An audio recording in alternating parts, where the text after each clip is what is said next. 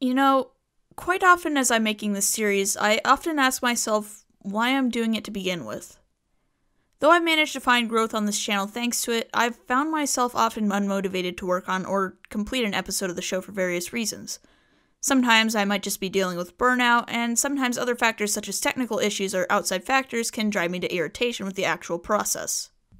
Some might ask why I would choose to talk about the process of video production rather than illustration, and why I would choose to draw upon my own experiences rather than research and solid evidence. Well, if I'm honest with myself, I've actually been doing video editing a lot longer than I've been doing illustration. Over half my life, I've been experimenting with editing, and though not all of it was put up on YouTube, I personally feel it has brought me a lot more perspectives on life than drawing ever has.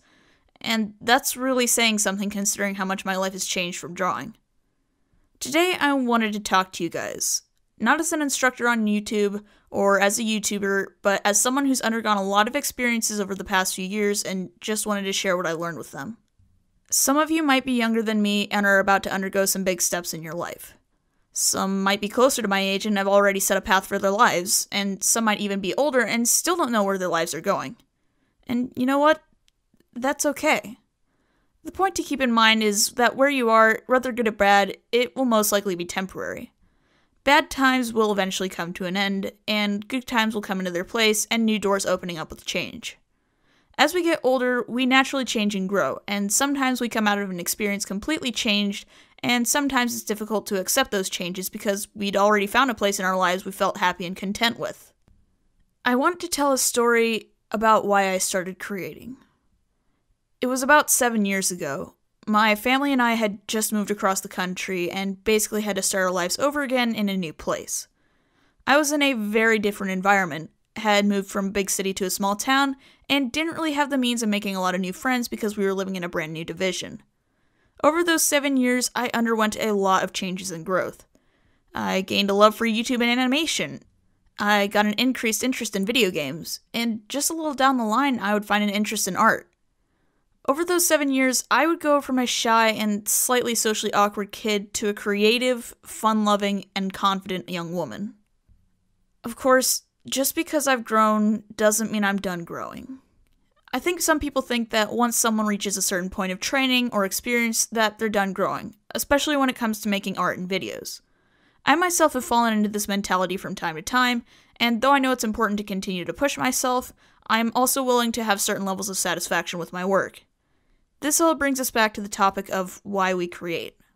The reason why we create is individual to each person. Yet, over the past 6 years, I've dedicated my life to the creative arts, and I have noticed a few things within myself and my peers, and have come to maybe provide a bit of a personal revelation after reflecting on this topic. When I started creating, I did it because I saw other people's works and wanted to do something like them. At the time, I had no idea that someone could do artwork for a living. Of course, that knowledge quickly changed, but at the same time, I was focused more on simply having fun and making because I wanted to. However, in recent times, I've realized that with art as my job, simply creating the characters and stories I want to tell is not going to be enough for me to keep going. It's a sad, unfortunate fact that building an audience off of original content is very hard. From personal experience, throwing yourself into purely original work is not only an extremely difficult uphill battle, but can be extremely disheartening and even isolating at times. Working on original content, while satisfying to ourselves in the creative process, can make it very depressing when it comes to actually putting it out there because it garners far less attention than someone based off of someone else's project. It can be incredibly demoralizing to put your heart and soul into a piece of original art, high-quality art, only for people to flock out to some random base edit of a popular character. I have seen the negative effects of this problem on both myself and others. It makes you wonder, what even is the point of continuing forward when it seems like nobody cares?